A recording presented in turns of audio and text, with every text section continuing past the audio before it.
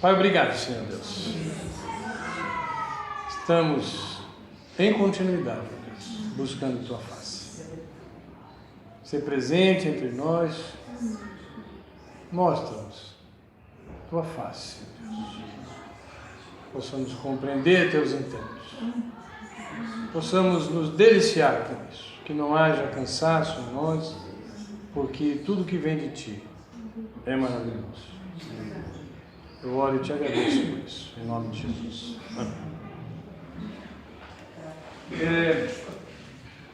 Agora nós vamos estar diante de um capítulo 6, onde não somente se levanta oposição, mas começam intimidações. Começam a haver movimentos contrários ao término da obra, a obra já avançando, a obra já se aproximando da sua conclusão, e cada vez mais ira se levantando contra a obra de Deus que estava sendo realizada. Líderes costumam viver como um ioiô, né? Ora estão em cima, ora estão embaixo. Ora estão em cima, ora estão embaixo, né? Talvez o mais recente, mais doloroso para nós é o Filipão, né? Até o 7-1, todo mundo colocava lá em cima. No 7-1, o líder foi por água abaixo. Rejeitado, perseguido, não servia mais. Isso também se aplica no reino espiritual. Você busca ter uma vida com o Senhor, pela fé, procura andar de acordo com o Senhor, mas o inimigo constantemente tenta nos alvejar, tenta insinuar contra nós, de tal maneira que tire de nós pelo menos a alegria, a intensidade, né? E quando nós somos felizes no reino de Deus, as nossas palavras são felizes também e têm impacto, elas são ostensivas mesmo ao inimigo. E por isso ele promove ataques para tentar tirar essa intensidade do reino de Deus. O ataque a Neemias, registrado nesse capítulo 6, ele teve três tipos de ataque que vão ser feitos a Neemias no capítulo 6 dessa carta, desse livro de Neemias. E nós queremos já de antemão lembrar que o apóstolo Paulo, prevendo isso, 1 Coríntios 10:12, diz: aquele, pois, que cuida estar em pé, olhe, não caia. Tenha cuidado para não cair, porque isso significa que os ataques vêm e o nosso inimigo não se cansa. Eu sempre digo que uma qualidade que nós não podemos desconhecer de Satanás é a sua persistência. Ele trabalha, viu? Ele é trabalhador, ele não descansa em procurar atingir o povo de Deus. Existem momentos significativos de ataques do inimigo, que vêm até para servos do Senhor, para ministros do Evangelho. E queria confessar isso para vocês, quase sempre na segunda-feira. A segunda-feira, às vezes, representa para um ministro do Evangelho um dia quase sempre muito pesado. Porque domingo é confrontação. É propagação do reino, é anúncio do reino, mas é também de decepções. Nem todos respondem à altura à exortação do Senhor. Isso nos entristece. E a tendência é que, de repente, se nós olharmos simplesmente para os resultados, para, às vezes, a falta de concordância que alguns demonstram, até pela displicência, até pela ausência, até por tantas outras questões, porque nós vemos tudo isso. É impossível para nós não perceber a igreja, não perceber as ausências, não perceber, às vezes, até a frieza com que a igreja recebe a mensagem do Evangelho. Se nós deixarmos isso tomar a nossa vida, com certeza vamos passar uma semana abatida. Portanto, segunda-feira é um dia muito forte para o pastor. Cuida que não caias, porque não podemos cair. Nós temos que nos manter sempre de uma forma que exalte o Senhor, preparados para as batalhas que com certeza virão. O cristianismo não foi considerado deficiente por não corresponder às expectativas. O cristianismo sempre é considerado deficiente por aqueles que não experimentam viver a vida em Cristo. Pode ver. A crítica que vem a Jesus Cristo sempre vem de pessoas que não conhecem ao Senhor. Hoje nós estamos vivendo, e esse Papa está tendo a primazia, né, de colocar questões profundas de uma forma superficial. A última dele foi a questão de reconhecer o tal do Big Bang, né? É verdade que o mundo foi formado por uma explosão, e aí no domingo vem aquele cientista muito famoso e diz: Papa, Deus não tem nada a ver com isso. O Papa quis dizer: é verdade que foi uma explosão, porém existe a mão de Deus nisso. Besteira. Em cima de besteira vem mais besteira, né? Aí deu todo o campo para o camarada colocar: não, Deus não tem parte nessa história. Não venha os cristãos querer dizer que a ciência está sujeita a Deus. A ciência é acima de Deus. É isso que a gente ouve desses camaradas. Então, eles não experimentaram. Eles não sabem quem é Jesus Cristo. Eles nunca sentiram o poder de Deus em suas vidas. Falam do que não conhecem.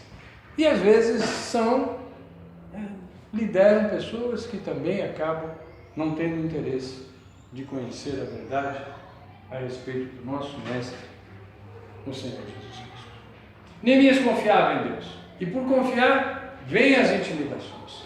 As intimidações vêm apenas naqueles que confiam. Para que Satanás vai intimidar pessoas que não estão vivendo a realidade do Senhor Jesus Cristo? Ele está tranquilo. Opa, aquele lá está no meu campo. Está duvidando, não está confiando, não leva nada a Deus. Está do jeito que eu gosto. Deixa ele quietinho lá do jeito que ele está. Mas a pessoa que se aplica em buscar o Senhor, essa com certeza receberá intimidações. Primeiro ele recebeu, a primeira intimidação foi um convite mal intencionado. No versículo 2 da carta. Sambalate. Estavam com saudade de ouvir Sambalate? Aí ele de novo. Ele parece aquele bonequinho lá do fantoche, né? A gente esperando chegar aquele que ia trazer a mensagem, mas ele não saía de lá, continuava falando. Eu não sei quem foi aquele bonequinho lá, não sei quem é, mas perturbou, hein? Lá vem Sambalate. Sem samba, é só Sambalate. E Gesem mandaram dizer-me: vem e congreguemo-nos juntamente nas aldeias, no vale de Ono. Sabe o que é Ono? Sabe o que é o vale de Ono? Um lugar extremamente aprazível. Aquela colônia de férias. Aquele lugar que você vai, tem águas termais, né? Tem hotel 5 estrelas, tem todos os atrativos. Venha lá, como quem está sugerindo: poxa, você está trabalhando tanto aí, dá uma paradinha, vem aqui, vamos conversar, chega lá na nossa colônia de férias, que a gente vai bater um papinho. Mas Neemias tinha o sexto sentido daquele homem que teme a Deus e que anda nos caminhos de Deus. Neemias compreendeu a intenção do convite daqueles homens. E ele conclui ainda no versículo 2: porém, intentavam fazer-me mal. Ele respondeu prontamente. Ele não ficou influenciado com a intimidação. Não ficou preocupado. No versículo 3 ele responde: enviei-lhes mensageiros a dizer: faço uma grande obra, de modo que não poderei descer. Por que cessaria esta obra, essa obra tão maravilhosa, né? Enquanto eu a deixasse e fosse ter convosco? Por que eu vou ficar perdendo tempo de fazer uma obra tão importante para descer e discutir com vocês? Eu vou fazer até uma comparação que me veio agora, né? Mas sabe, irmãos, não que eu tenha buscado estudar certas questões, mas há pessoas que às vezes querem falar conosco a respeito de um evangelho, mas um evangelho seguinte: olha, pastor, eu quero que o senhor vá lá em casa, mas eu quero discutir A, B e C. Ou seja, por que vocês festejam a Deus no domingo? Por que tem que dar dízimo? Por que tem que fazer isso? Por que tem que ter tantas questões que essas pessoas ganharam de seitas e querem colocar como importante? Não me atrai. Me atrai falar de Jesus Cristo. Você precisa do Senhor? Eu tenho palavra para dizer de alguém que faz diferença na sua vida. Saber das suas questões menores, saber das suas discussões mundanas, né? Existencialistas, não me interessa. Não posso perder tempo com isso. Ninguém estava dizendo isso. Estou fazendo uma obra. Você me chama para ficar discutindo se eu vou numa colônia de férias, sabendo até que você quer mesmo é me matar, né? Não vou morder esta isca. Sai fora, não me interessa. Um princípio para ser extraído disso: um líder sabe dizer não quando algo o intimida a negar a obra de Deus. Líderes precisam dizer não a intimidadores. Você não tem parte comigo.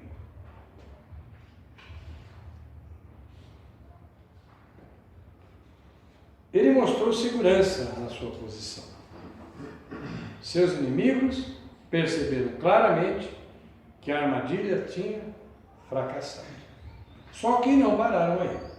Aí eles resolveram fazer uma segunda intimidação. Essa até um pouquinho mais sutil. Olha só como foi. Do 5 ao 7. Então Sambalat, ainda pela quinta vez, porque já 4 vezes havia tentado: venha falar conosco. Poxa, venha falar conosco. 4 vezes. Pela quinta vez, me enviou o seu servo com uma carta aberta agora na mão, e na qual estava escrito: entre os gentios se ouviu. E Gasmur diz: tu e os judeus intentai rebelar-vos, então edificas um muro, e tu te farás rei deles segundo estas palavras. E que pusesse profetas para pregarem de ti em Jerusalém, dizendo: este é rei em Judá, de modo que o rei ouvirá segundo essas palavras. Vem, pois, agora, e consultemos juntamente um novo convite, mas com uma intimidação maior, uma carta aberta para colocar ele exposto perante o povo, para que o povo pensasse: então esse Neemias está usando a nossa mão de obra, a nossa boa vontade, mas na verdade o que ele quer é ser rei sobre nós. Uma suspeita que é lançada aberta. Agora, antes era uma intimidação que não chegava a ele estou na obra de Deus, eu não vou parar a obra de Deus por causa de você, eu permaneço do jeito que eu estou e pronto. Mas agora havia terceiros, havia pessoas que poderiam ser influenciadas por aquilo que estava sendo falado. Será que alguém não teria levantado, uma suspeita? Poxa vida, talvez esse ninguém não seja esse cara bonzinho que a gente está pensando aí, ele tenha realmente uma outra intenção. Esse é um modelo perverso, anuncia mentiras e ameaça denunciar. Se você não vem, eu vou te denunciar. Se você não concorda comigo, eu vou te denunciar. Isso se chama indústria de boato. Nós estamos muito sujeitos a essa questão, viu? Indústria de boatos. Boatos que se levantam primeiro como suposições, depois com afirmações e depois com consequências em cima das afirmações. Há algumas coisas a respeito dos boatos que eu quero falar. Primeiro, quando é um boato, a fonte nunca é declarada. Olha o versículo 6. Entre os gentios se ouviu. Não é assim? Ouvi dizer. Me falaram. Mas quem falou? A pessoa não quer que seja citada. Mas então, como uma pessoa faz acusação contra outra e não quer ser citada? Já pensaram nisso? Poxa, a pessoa está acusando, mas ela não quer que diga. Espera um pouquinho. Como é que eu vou compreender a acusação? É preciso saber qual é a motivação dessa pessoa. Mas boato tem essa característica. A segunda característica, ele é conhecido pelo exagero e inexatidão. Um boato começa com alguma coisinha, que ali para frente se transforma numa coisa maior, e que num terceiro momento já está até transformando a pessoa num criminoso, em alguém que tem feito falhas enormes. Ele vai se multiplicando. Tem aquela brincadeira que é feita, né? Do telefone sem fio. As pessoas saem da sala, conta para um, e alguns ficam observando só para ver o que vai acontecer, né? Conta o caso, agora essa pessoa tem que contar para o segundo. O segundo não ouviu, entra, ele já conta o caso um pouquinho diferente, né? Para o quarto, quinto já é outra história. Você começa a dar risada porque está falando coisa que eu não falei, não tem nada que ver. Essa história não é a história original que foi contada. Boato tem um pouquinho disso também, né? Ouvi dizer, saiu no dia da eleição, que tinha morrido, né? O doleiro lá, o Youssef, né? Primeiro falou, o Youssef está passando mal. Youssef foi internado. Youssef era um problema do coração. O Youssef está mal. O Youssef agora, acho que não tem mais jeito. O Youssef morreu. Morreu não? O doleiro lá, o Youssef. Né? Não foi isso que aconteceu?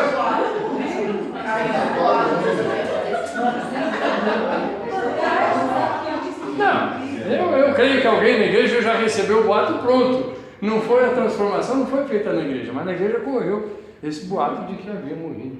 Até eu falei, puxa vida, tá vendo? Olha, a gente que pensa contra Dilma já fala, pronto, já mandaram matar de novo outro Celso Daniel na vida. E depois não dá para consertar, né? Depois não dá para consertar. Chegar em uma proporção que toma. O boato tem essa característica também, que depois que é falado, é que nem as palavras jogadas ao vento, né? Não retornam, porque já produziram efeito. Olha o que Neemias suportava, hein? Olha que determinação na obra. Como nós temos que ser determinados na obra do Senhor. Tá? Porque boatos correm na igreja. O pastor falou que não confia muito em você, não. O pastor falou, meu Deus do céu. E a gente vai perdendo a confiança. Mas falar alguma coisa que o pastor disse de você, por favor, procura, pastor. Pastor, falaram, o pastor está meio com o pé atrás comigo, assim, o que aconteceu, pastor?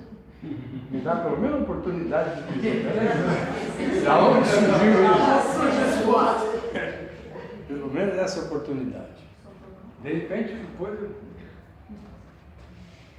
Bom, terceiro, o boato produz danos pessoais.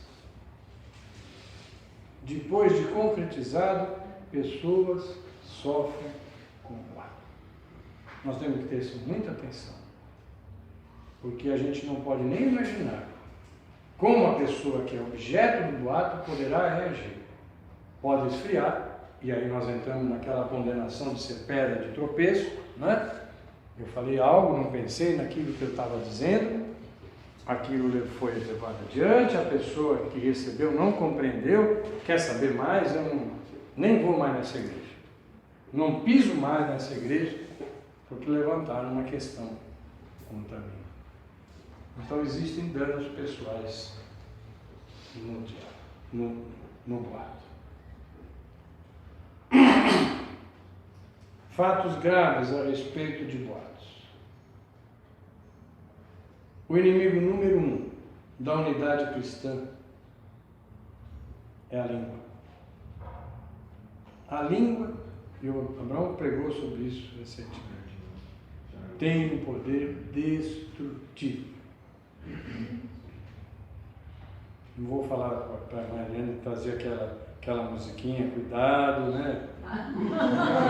Faz, nada, mas são sabedorias que se transmitem a criança na sua linguagem e elas já vão aprendendo que não devem falar dos seus amiguinhos, depois um pouquinho maior não vão falar mais dos seus amigos, né? E aí chega até velhinho falando mal do velhinho, né? Não aprendeu, viu? Tá velhinho,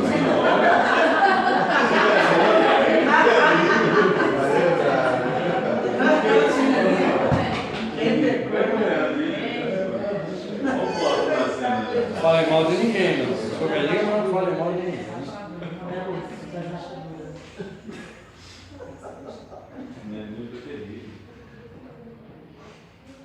Espalhar boatos demonstra falta de sabedoria.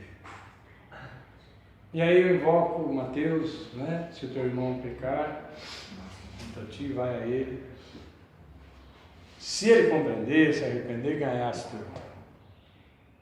Se não te aceitar, vai ainda com outro irmão.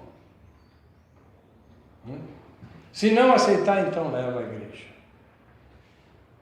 E quando fala levar à igreja, é levar ao pastor da igreja. Irmãos, alivia o pastor. Não precisa tudo chegar ao pastor. Não precisa tudo chegar ao pastor. Deus capacita os irmãos a promoverem aquela questão. Vai ao teu irmão, desfaz o engano, desfaz o boato, fala não é nada disso, demonstra que não é nada disso, demonstra com amor, né? E não precisa levar a igreja. A igreja sempre sofre. O boato vindo da igreja se transforma em denúncia e é a coisa mais desagradável que tem na igreja ter que tratar com o pecado declarado, né? O boato não informa a fonte da informação. E o boato é sempre dito num ambiente inadequado.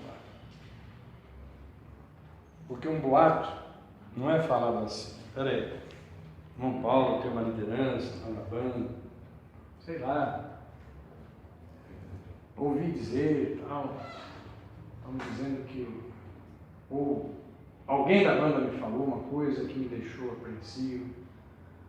Irmão Paulo, vem aqui, preciso falar com o irmão aqui nesse cantinho. Irmão Paulo, o que está acontecendo? Desculpa, já não tem nada a ver com você, mas o que está acontecendo com o Gé? O Gé se mostrou triste comigo, alguma coisa aconteceu.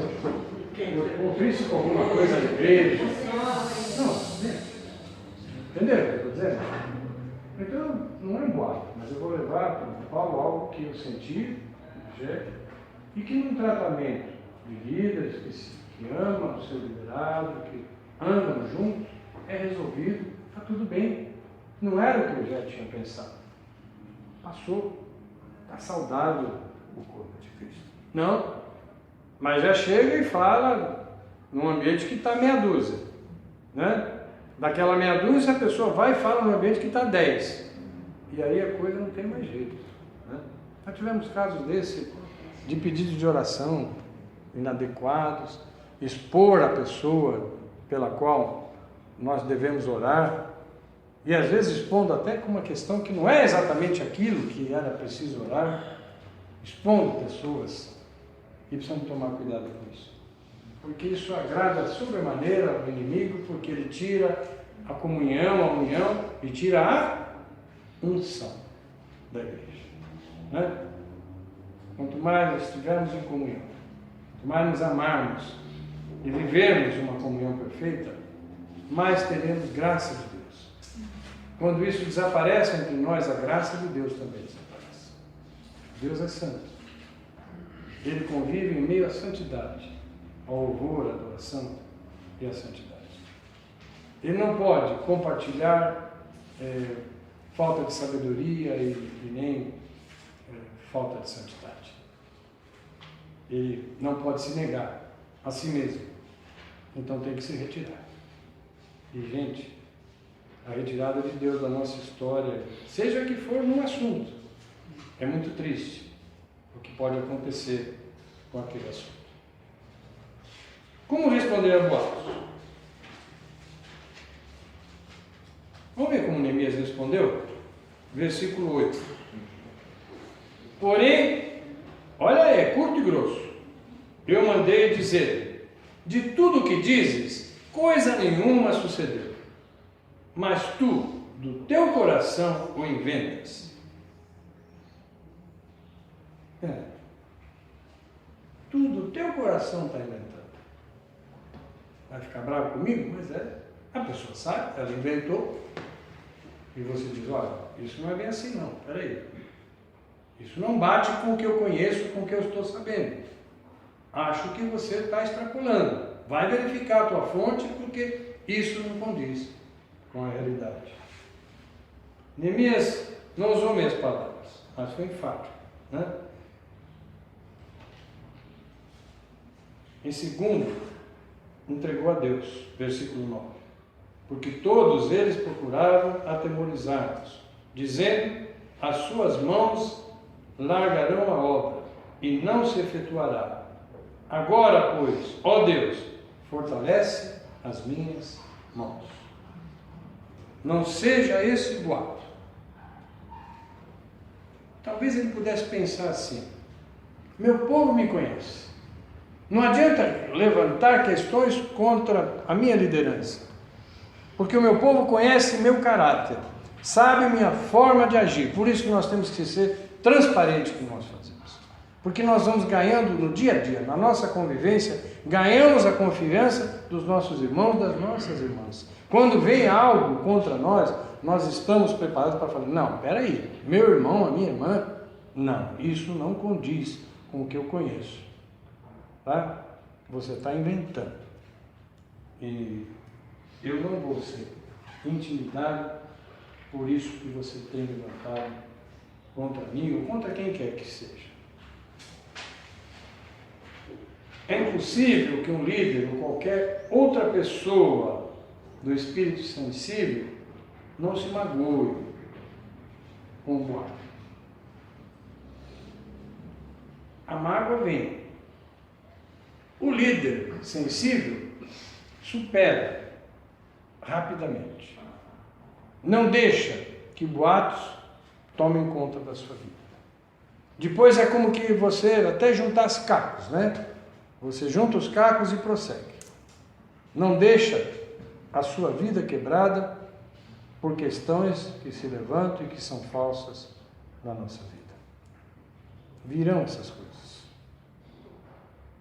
Não deixem boatos fazer tristeza no vosso coração. Vão atrás deles. Discernam essas coisas. Desfaçam boatos. Porque às vezes você não liga. Quer saber? Não devo, não vou temer. Não tem essa frase? Eu não devo, não temo. Mas não é bem assim. Você não deve e não teme, mas pessoas creem que você deve e são escandalizados pelas coisas que são atribuídas a um líder. E lembre que eu estou falando, né? Não estou falando de líder, cargo de igreja. Estou falando de líder, o crente que precisa viver como modelo, que sendo um modelo as pessoas vão imitar, vão procurar andar conforme ele, e pessoas vão abandonar essa visão. Então ele é desse jeito, quer saber uma coisa? Ele não é mais meu amigo, já não vou confiar mais nele. Ele vem aqui todo santarrão, pega a Bíblia, lê para mim, mas lá atrás o cara é desse jeito. As pessoas vão dizer isso. E você perde a autoridade de abrir a palavra de Deus e de trazer a mensagem que precisa trazer. Então é importante. É para a glória do Senhor. Nós podemos entender o que Paulo disse em Efésios: não saia da vossa boca nenhuma palavra torpe, né? E sim, unicamente o que for boa para a edificação, conforme a necessidade, e assim transmita graça aos que ouvem. Palavra torpe não é um palavrão. Palavra torpe é palavra jogada ao ar sem nenhuma função. Você falou, e se você não falasse, não faria nenhuma diferença. Ficar jogando abobrinha, né, que nem o pessoal. Jogar a conversa fora. O crente não joga a conversa fora, sabia?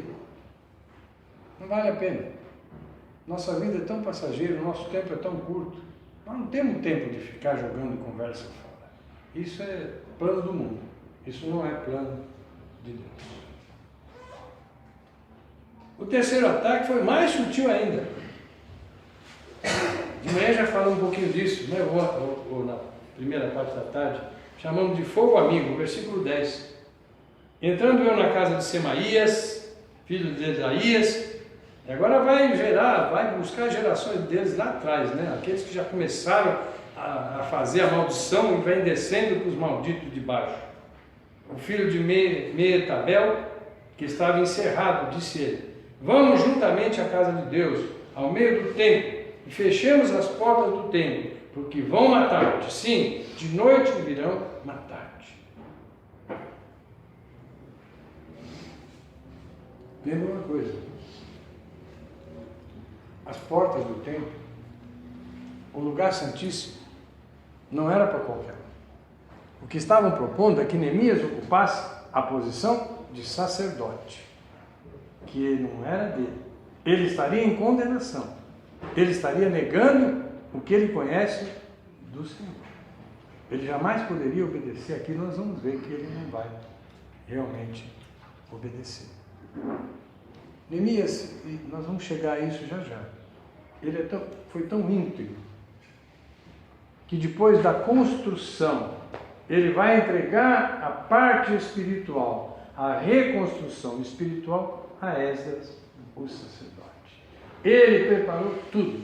Ele colocou o povo em segurança. Agora o povo podia buscar a Deus. Ninguém ia perseguir aquele povo por buscar a Deus. Antes perseguiam. Aquele que buscava a Deus era tido como inimigo e morto. Mas agora haveria segurança para que eles pudessem voltar a buscar o Senhor. Eles sabiam entregar a quem de direito aquilo que deveria acontecer.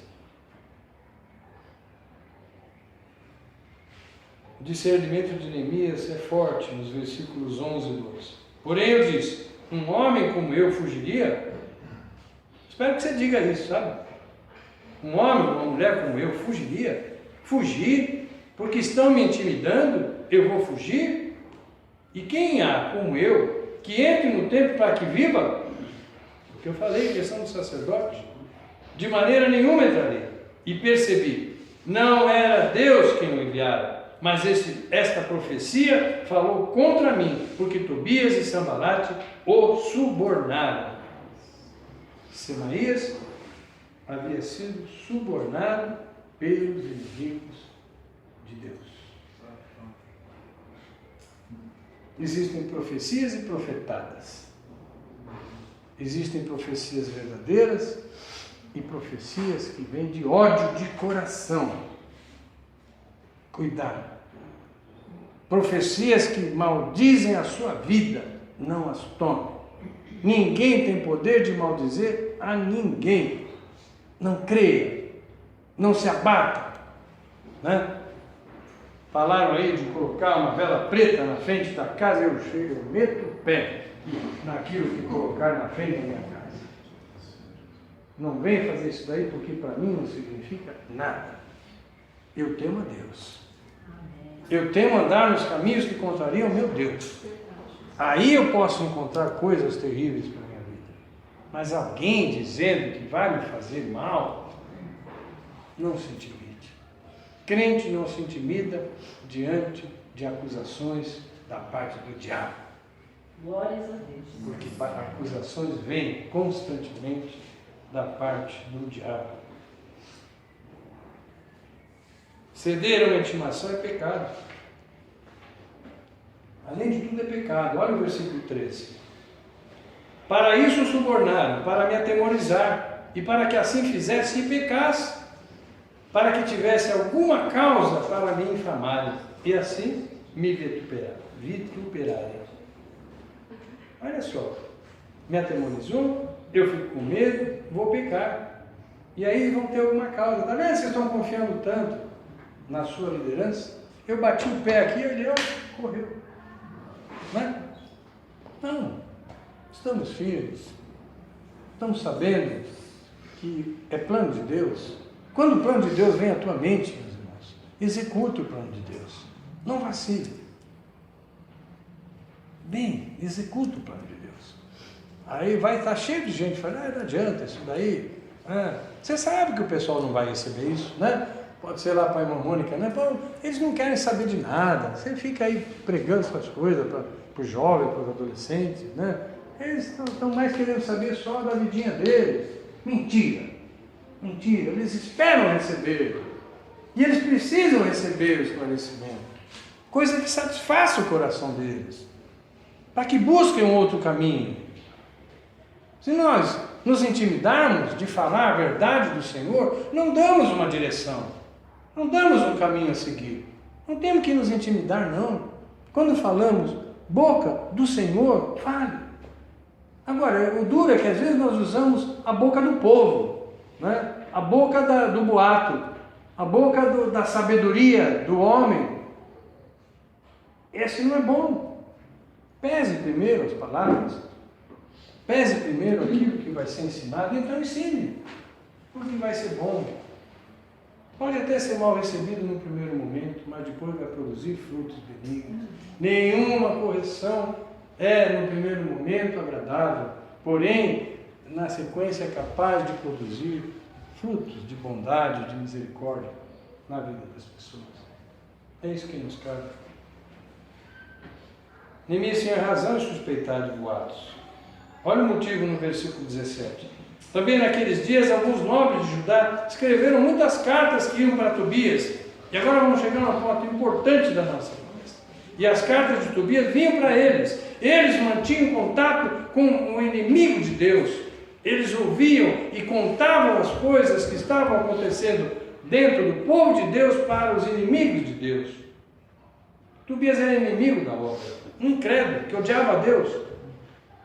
Por que razão os nobres de Judá buscavam e com intensidade informar? Parecia uma conspiração contra Neemias.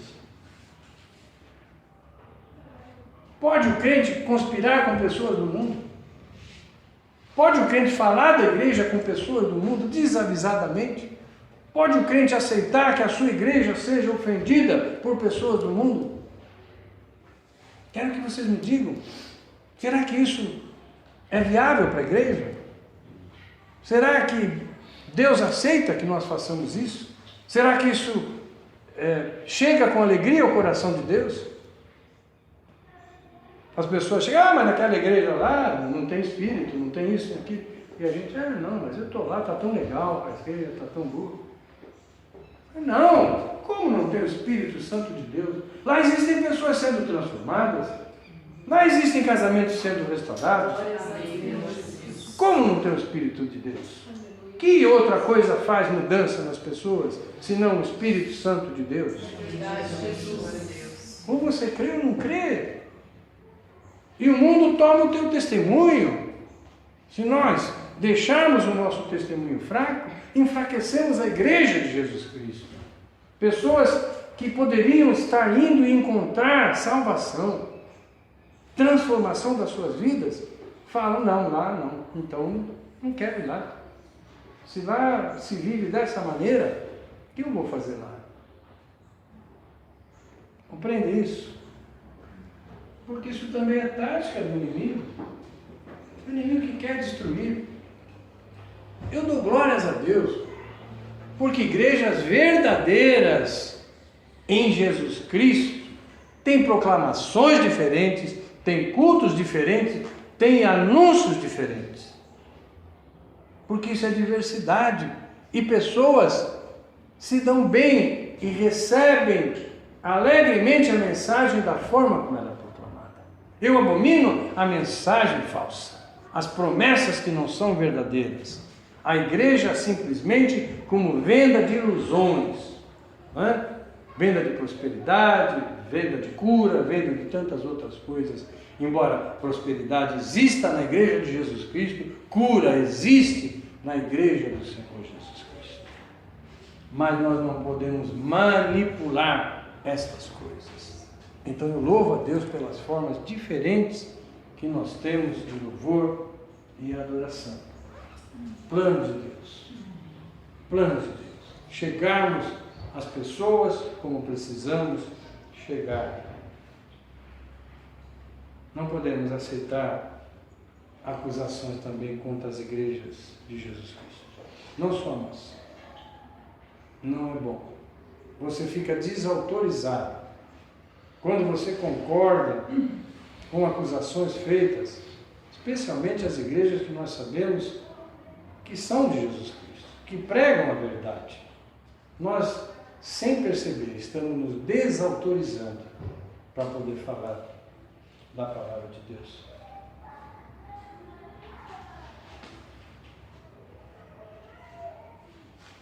Neemias percebeu que esses nobres não somente se comunicavam com Tobias, mas que exaltavam qualidades nesse incrédulo. Olha o versículo 19. Também as suas boas ações contavam perante mim, e as minhas palavras transmitiam a ele. Portanto, Tobias escrevia cartas para me atemorizar. Ele era respeitado por aquelas pessoas que queriam atemorizar Neemias e ser contrários à obra de Deus. Mas nada atemorizava Neemias. Finalmente chegamos a uma missão cumprida. Primeira parte da missão do livro de Neemias vai ser cumprida, está aqui. Acabou-se, pois, o muro aos 25 do mês de Elul, em 52 dias. Enquanto o inimigo atira, Deus edifica. Enquanto o inimigo tenta derrubar, Deus está edificando. E ninguém pode. Sabe por quê? Maior é aquele que está em nós do que aquele que está. 1 João. Veja o relato do versículo 16. Olha o que aconteceu com aqueles que estavam contrariando a obra. E sucedeu que, ouvindo todos os nossos inimigos, todos os povos que havia ao redor de nós temeram e abateram-se muito a seus próprios olhos, porque reconheceram que o nosso Deus fizera essa obra. As obras realizadas em nome do Senhor são reconhecidas. E o mundo teme quando vê as obras verdadeiras de Deus. Se a honra corre risco, irmãos, se um bom princípio que conhecemos corre risco, se você sabe que está de acordo com a vontade divina, nunca desista. Insista em continuar proclamando as verdades. Próximo passo, compreendendo o avivamento. Neemias 8, de 1 a 12. Só que eu vou, deixa aberto, eu quero primeiro ir comentando aos poucos. Melhor. Em todo avivamento genuíno, na história da Bíblia e da Igreja, sempre houve dois pontos altos. Dois pontos altos para o avivamento. Proclamação da palavra de Deus, primeiro, sem isso não há avivamento. E mobilização espontânea do povo de Deus. São os alvos que, avivados por Deus, são usados em um avivamento.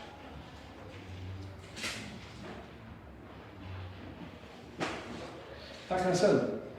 Quer dar uma paradinha? Para depois seguir? O soninho que vem, mais ou menos, tem jeito. O soninho lá só.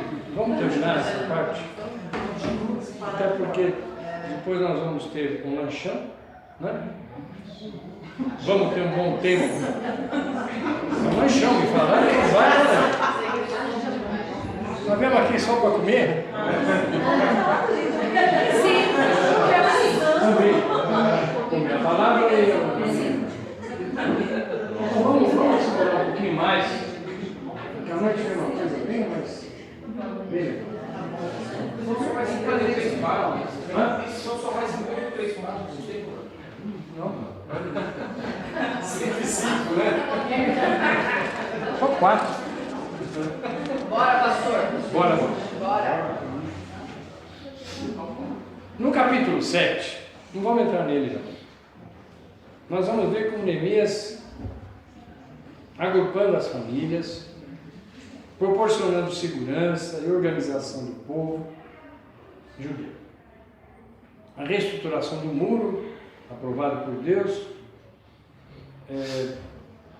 era apenas uma das etapas do que Deus pretendia fazer ao seu povo que havia permanecido em Jerusalém. E líderes devem saber disso. É bom uma boa estrutura, uma boa organização, é bom princípios éticos na igreja, é bom andarmos tudo direitinho. Porém, isso não resolve a principal questão, a questão espiritual. Há algo a mais a fazer e nós vamos entrar agora, vamos começar a entrar dentro dessa outra questão. Porque, em sã consciência, o que valeria para o povo de Jerusalém ter seus muros reconstruídos, suas calçadas embelezadas, a igreja lá pronta, prédio restaurado, e não haver a presença de Deus? Não é verdade?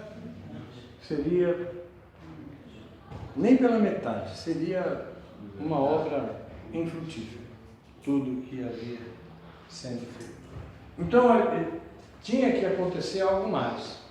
Deus estava preocupado sim com a segurança do povo, mas estava também preocupado em trazer de volta a adoração. 3 coisas são necessárias para um avivamento. Primeiro, pessoas escolhidas pelo coração de Deus para exercerem seus dons. Neemias compreendia muito bem isso e foi altruísta, escolhendo Esdras, o sacerdote, para o segundo momento. Nós vamos ver a partir do 8 Esdras entrando em ação. Neemias disse: "Bom, usei toda a minha habilidade, meus dons, eu sou um grande administrador." Neemias era um grande administrador. Por isso que estamos estudando ele como um líder a ser imitado. Fez tudo certinho. Mas chegou um momento em que ele precisava passar o bastão. Agora chama o sacerdote. Porque o sacerdote agora tem que reestruturar a vida espiritual da nação. Então isso é necessário. Há na igreja dons diferentes. A igreja precisa funcionar como um organismo completo. Mas há dons especiais na igreja. Paulo situou muito bem isso em 1 Coríntios 12. Ele colocou como que uma escala realmente, né? O que é o principal? Proclamação da palavra. Então, o principal é o dom de profecia. Profecia no sentido de fazer entendida a palavra de Deus. Fazer com que as pessoas compreendam a palavra de Deus. E depois vem outros dons. Ele não quis dizer que um dom é maior que o outro, mas ele quis dizer que sem a palavra, os outros dons são ineficientes. Aliás, Paulo também em 1 Coríntios 13 vai dizer isso, né? Ele vai dizer, tantas coisas podem acontecer, ou quando ele termina 1 Coríntios 12, né? Ele vai afirmar: "Mas eu vos mostrarei um dom mais excelente", e começa a falar? Então tudo é muito importante. Então não fique achando que a sua função, me perdoe, mas por exemplo a irmã Luzia cuida da igreja, da parte física. É tão importante como uma ação pastoral. A igreja não funcionaria. Já pensou a gente chegar na igreja tudo sujo, tudo desorganizado, né? Aí a gente recebe um visitante ali, que igreja, já vai embora, né? Então tudo é importante. E nós vamos ter um momento que vamos falar dos contribuidores anônimos. Como Deus se agrada daqueles que não têm seus nomes revelados, mas que são engrenagens da igreja. Né? Então, dons são necessários para a igreja. Pessoas são escolhidas e não adianta nós acharmos que seríamos nós aqueles que deveriam estar numa determinada função ou posição. Deus tem escolhido isso e Ele tem conduzido a igreja como é a paz. Segundo, estabelecimento da verdade de Deus. Uma igreja não pode funcionar sem a verdade de Deus. Jesus falou: conhecereis a verdade e a verdade vos libertará. Não é outra coisa que liberta. Não é o fato de vocês deixarem as drogas, deixarem os vícios, deixarem a prostituição, deixarem tantas coisas. É porque vocês precisam viver na verdade de Deus. E vivendo a verdade de Deus, então, aí nós estamos num caminho bom, num caminho próspero, num caminho que vai trazer resultados. Prestemos atenção nos fatos relatados no capítulo 8. Vamos começar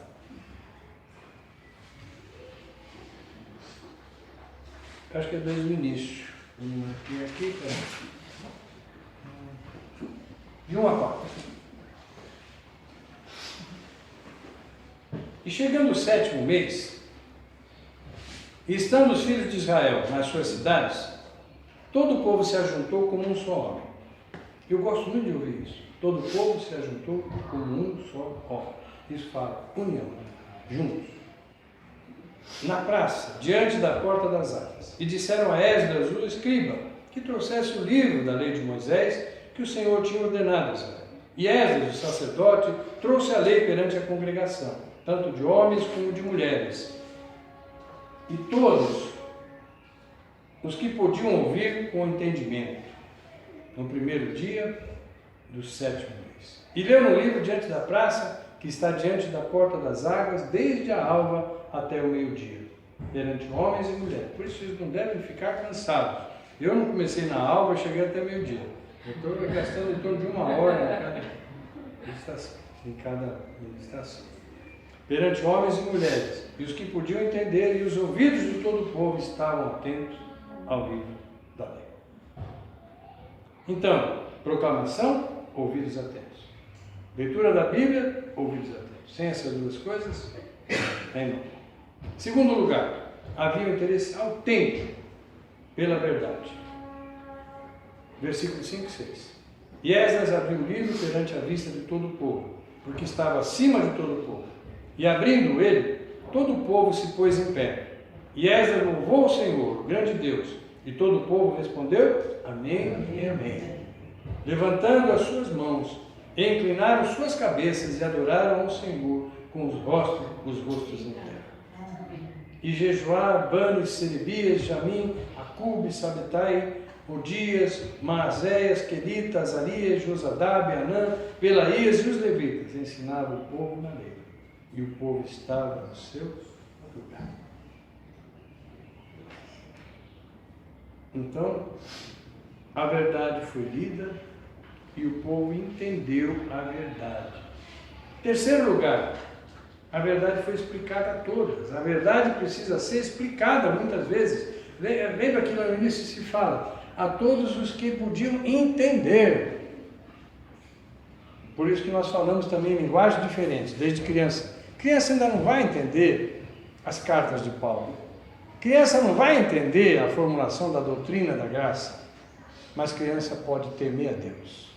Pode compreender que existe um Deus que é sobre a vida dela e ser conduzida nos caminhos do Senhor, ser guardada por Deus nesse caminho glorioso que é servir ao Senhor. E leram no livro da lei, o versículo 8. E livro no livro na lei de Deus, e declarando e explicando o sentido, faziam que lendo se entendesse. Eu fico pensando que aqueles nomes são colocados, tantos nomes, Jesuá, Bani, Serebias, até porque você tem uma grande congregação do povo, você está lendo a palavra, talvez nem chegasse direito a cada um, mas alguém era dito: olha, sabe o que ele está dizendo? Ele está falando isso, dali.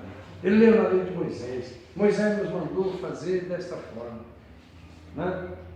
Então está lá anunciando, explicando. E o povo ali interessado. Quando se explica a palavra, nós temos que estar interessados na explicação da palavra. Porque a palavra é a verdade, a palavra produz efeitos, a palavra transforma nossas vidas. É um exercício também. É um exercício. A criança não consegue ficar muito tempo. Mas o adolescente já pode ficar um pouquinho mais. O jovem um pouquinho mais ainda. O adulto tem que ser o tempo que eu tiver que dar. Enquanto eu não tiver a posição, enquanto a palavra não me falar por completo, eu estou aqui interessado em chegar à conclusão que a palavra está trazendo para a minha vida. Isso é vida. Isso é buscar o Senhor.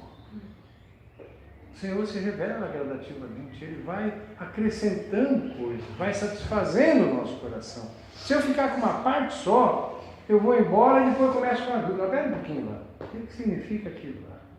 Não entendi. Não fez efeito na minha vida. Mas quando eu recebo uma ministração completa, uma revelação plena a respeito de um assunto importante da minha vida, eu guardo no meu coração. E aquilo passa a ser um recurso que eu tenho. Paulo vai comparar com aquela dispensa, né? Na verdade, é uma dispensa. Onde a gente tem... Espera um pouquinho, você está falando disso? Olha o que eu tenho para você. Você está falando dessa outra coisa? Olha o que eu tenho para você. Ministrar. Ministrar significa isso. Dar de acordo com aquilo que a pessoa necessita. Os amigos de Jó se perderam nisso. Falaram coisas bíblicas, mas mais massacraram Jó. Só fizeram Jó sofrer. Nenhuma daquelas palavras serviu para consolar um homem que tinha perdido todas as coisas, que estava num profundo sofrimento físico, e nenhuma das palavras dos seus amigos serviu para consolar a Jó, embora fossem bíblicas. Nós podemos lançar a palavra, e em vez de levantar a pessoa, fazemos com que ela caia definitivamente. Por isso precisamos compreender a verdade da palavra de Deus. Não fica.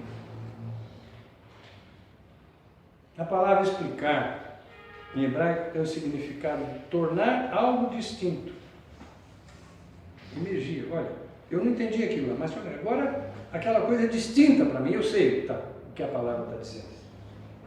Ou seja, trazer o sentido profundo das palavras, de modo que resultasse em conhecimento. Às vezes a gente lança palavras e as pessoas não compreenderam, e fica naquele, lançando, pronto. Ninguém compreendeu, vão embora sem compreender. Você também não ficou satisfeito porque não conseguiu transmitir nada, mas o nosso objetivo é atingir a verdade que a palavra pode trazer.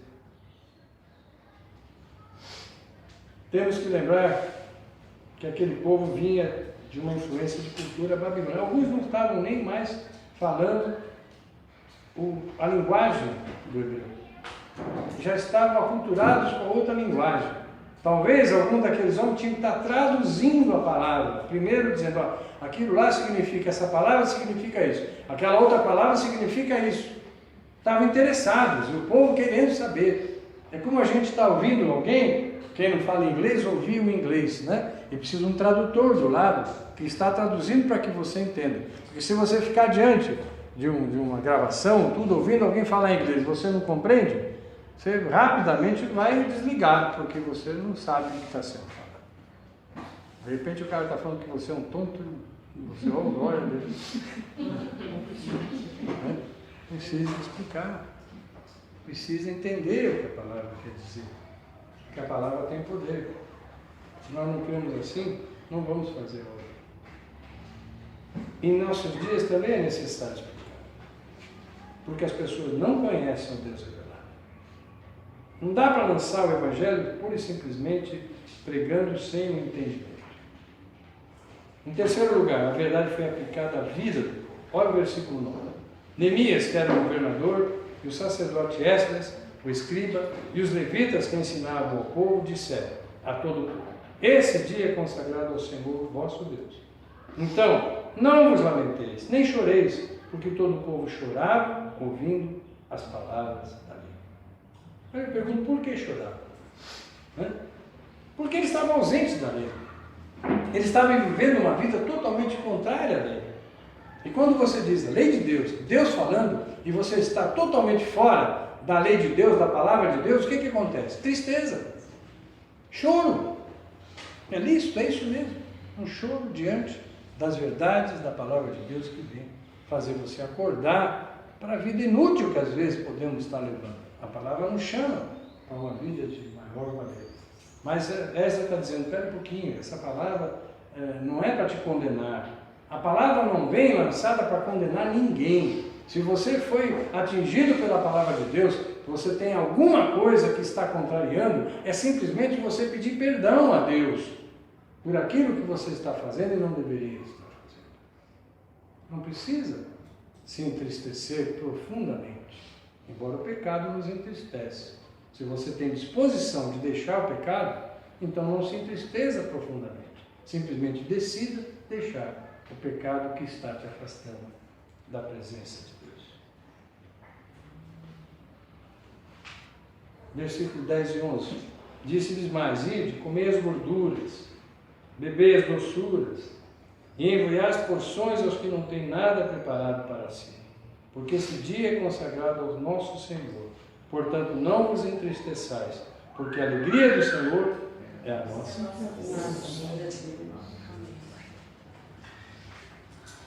E os levitas fizeram calar todo o povo, dizendo: calai-vos, porque esse dia é santo, por isso não vos entristeçais. Como em nosso dia nós anunciamos o perdão no sangue de Jesus Cristo, Neemias e Esdras estavam anunciando que o perdão de Deus estava sendo oferecido àquele povo que estava vivendo distante de Deus. Havia uma nova oportunidade. Aquele povo podia se reestruturar na adoração, podia buscar novamente ao Senhor. O versículo 12 diz: então todo o povo se foi a comer, a beber, a enviar porções e a fazer grande regozijo, porque entenderam as palavras que lhes fizeram saber. Não é assim quando nós entendemos as palavras benditas do Senhor, nos regozijamos. Vemos as nossas limitações, mas vemos junto com as nossas limitações o grande perdão do Senhor. Então há motivo de nos alegrarmos, porque o perdão de Deus está sendo estendido às nossas vidas. Deus nos olha como seus filhos, como amigos, tem porções de graça para nos dar. Nos preparemos para receber de Deus.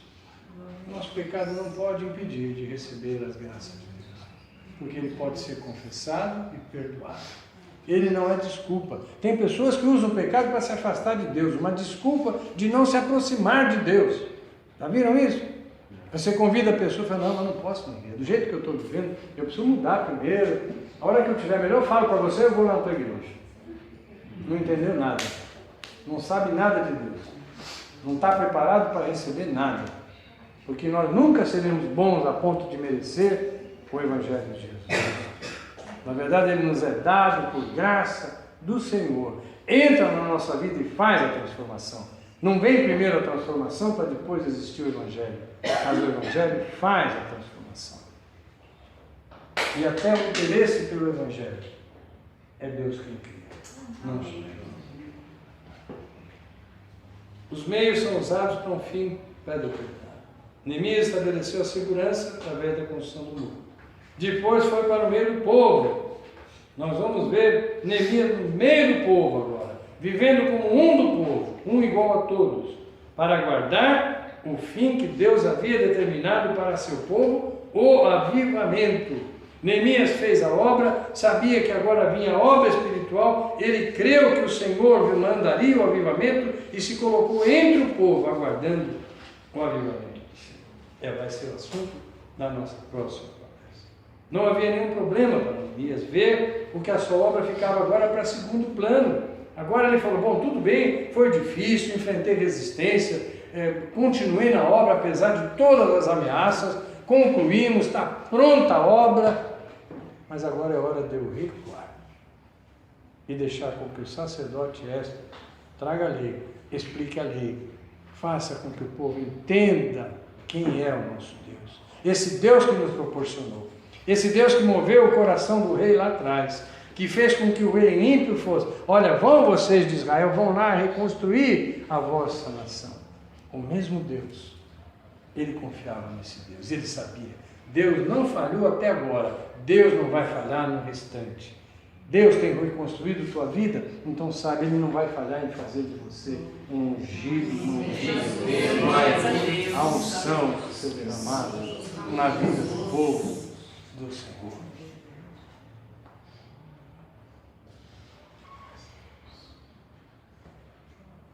Talvez Neemias ali estava reproduzindo o que João Batista falou mais tarde.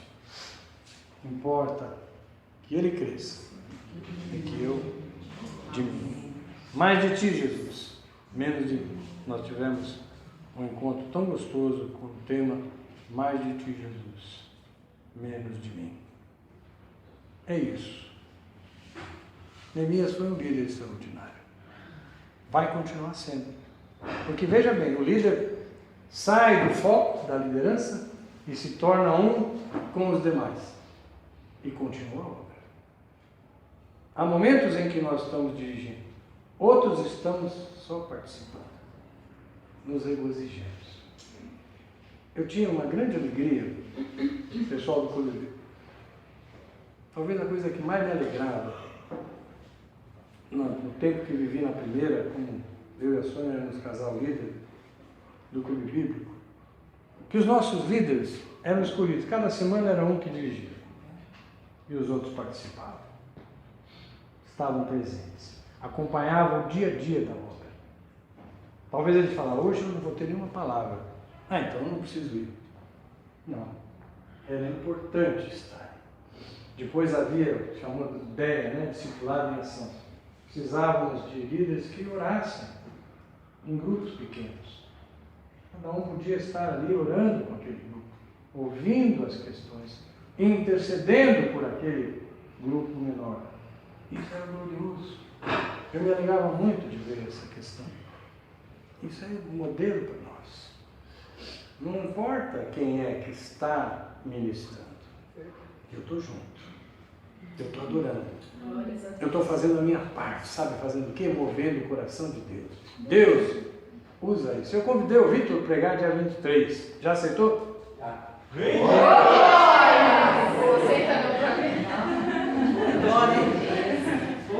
E eu tenho certeza que a igreja vai se alegrar. Amém. Glória a Deus. Não me importa nem o que ele vai falar, não importa. Mas eu vou me alegrar. Isso é glória.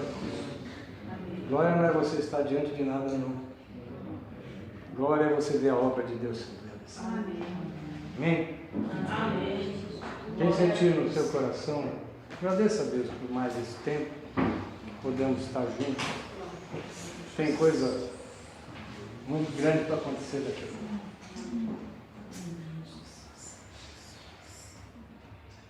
Senhor, nós te louvamos, Pai. Nós te louvamos pelo privilégio. Nós te louvamos, Senhor, por este presente maravilhoso da parte do Senhor para com as nossas vidas que estamos aqui, recebendo, Senhor Jesus, o alimento que vem diretamente do teu trono de graça. Senhor, como é precioso, Senhor, nós observamos a vida deste homem que sofria, Senhor Jesus, situações tão parecidas com a nossa, mas mesmo assim manter o seu coração íntegro diante do Senhor. Pai, eu quero pedir ao Senhor que o Senhor nos ajude, Senhor, em cada área das nossas vidas, Senhor. Cada uma das dificuldades pelas quais nós temos que passar, aquilo que nós temos que enfrentar, quer seja pessoalmente, como família ou como igreja, Senhor. Nós pedimos ao Senhor que o Senhor nos ajude a nos mantermos, Senhor, em união, a nos mantermos, Senhor Jesus, diante do Senhor, com o nosso coração pronto a aprender de Ti, com o nosso coração, Senhor, disposto a engrandecer e glorificar o Teu santo nome. Ó Senhor, nessa tarde eu quero pedir ao Senhor pela minha vida e pela vida dos meus irmãos. Tira, Jesus, nesse momento qualquer espinho, qualquer erva daninha do coração, Senhor, qualquer pedra, Senhor, qualquer pedregulho que possa impedir a Tua palavra de criar raízes profundas, meu Deus. E que se até aqui houve algum coração, Jesus, que não foi terra fértil para receber essa palavra gloriosa do Senhor, eu quero pedir ao Senhor que o Senhor faça uma transformação. E que a partir de agora, as nossas mentes, Senhor Jesus, sejam cada vez mais voltadas para receber este alimento, Senhor. Ó Deus, aquilo que o Senhor já tem falado conosco, não deixe-nos esvaziar ao sairmos daqui, Senhor. Não deixe-nos, Senhor amado, esmorecermos no ânimo. Mas eu quero pedir ao Senhor um ânimo dobrado, Senhor. Ó Deus, reveste o teu povo, Senhor, com o teu Espírito Santo, Jesus. E ao sairmos deste lugar, ao sairmos desse ponto de encontro, possamos, Senhor amado, nos revestirmos da tua armadura espiritual e marcharmos, Senhor, para a vitória que o Senhor tem para cada um de nós, para a vitória que o Senhor tem para a Igreja Batista do Jardim Verão. E nós sabemos, Senhor, que em Ti e juntos nós podemos conquistar aquilo que o Senhor designou no seu coração.